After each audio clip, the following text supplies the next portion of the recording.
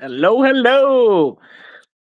Today, I want to talk about buying a home. We just had our an episode on Millionaires Are Made on financial health, owning property, and we talked about the different ways of buying a house. One of my buddies talked about how he doesn't use a mortgage, and you can pay off a home in like 8 years and save like 100 grand in interest. Had a good friend who she counterdicted that, and she talked about making an extra payment every month or every year. Got to get that principal down earlier. Um, yeah, super fascinating ways to buy homes. Lots of different ways. Line of credit to buy a house. That's a one I don't think I've done. At least not with the bank. So 10 years ago, I bought my first house, 2015. I'm actually, I think closing is in like 8 days, so I'm a little 8 days early. My first house I bought was with an FHA loan, which was surprising because I am an owner in the cannabis industry, which pretty much bars us from all loans and everything else. I think I snuck in before they really got on it. Because from like 2000, I never bought a house with an FHA loan again. It was impossible. As a cannabis owner, you are pretty much barred from all your income. It basically stops any bank from working for you for any reason. I mean, we can't even get bank accounts. Um, I have been kicked out of from 2016 to 2020. Actually, probably even earlier, probably like 2013 to 2020. I probably was kicked out of every major bank multiple times. Um, Somehow I have an account with Chase right now, and I know they've kicked me out at least twice before. So they must have changed their policy, or they just don't check the public ownership records anymore. Who knows?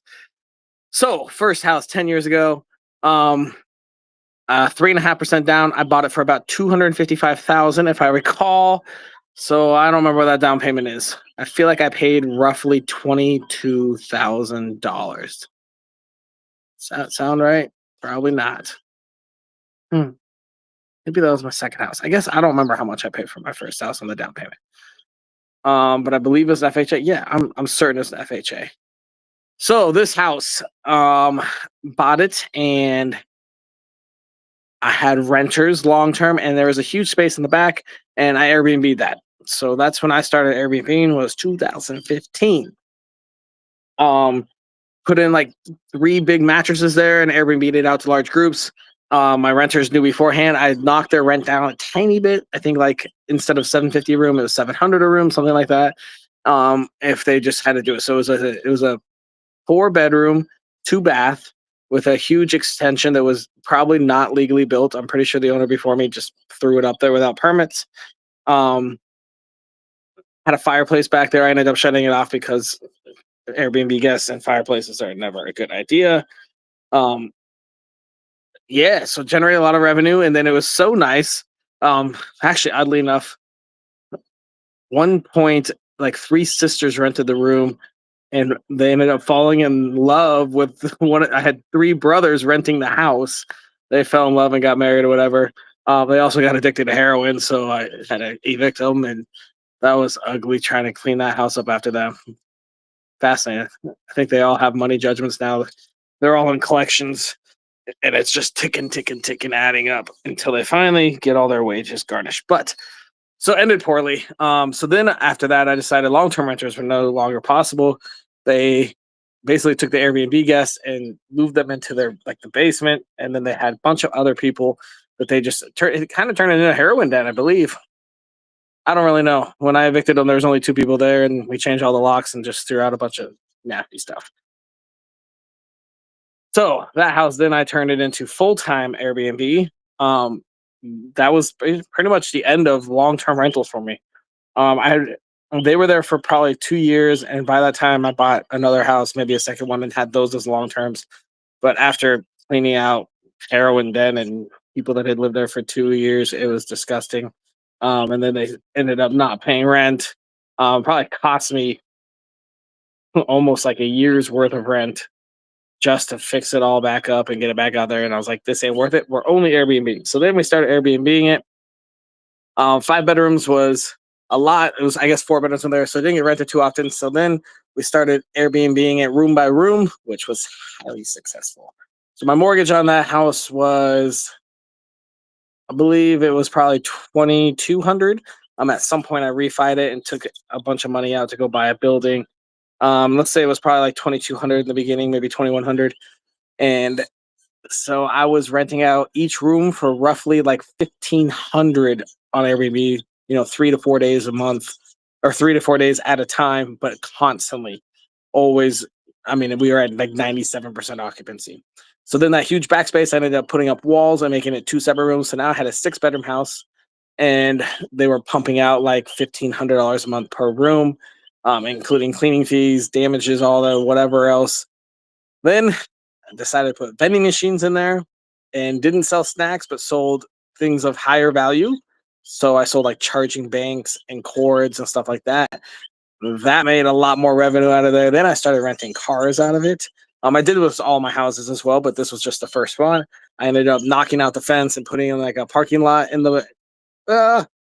lot in the backyard that could fit like 4 cars.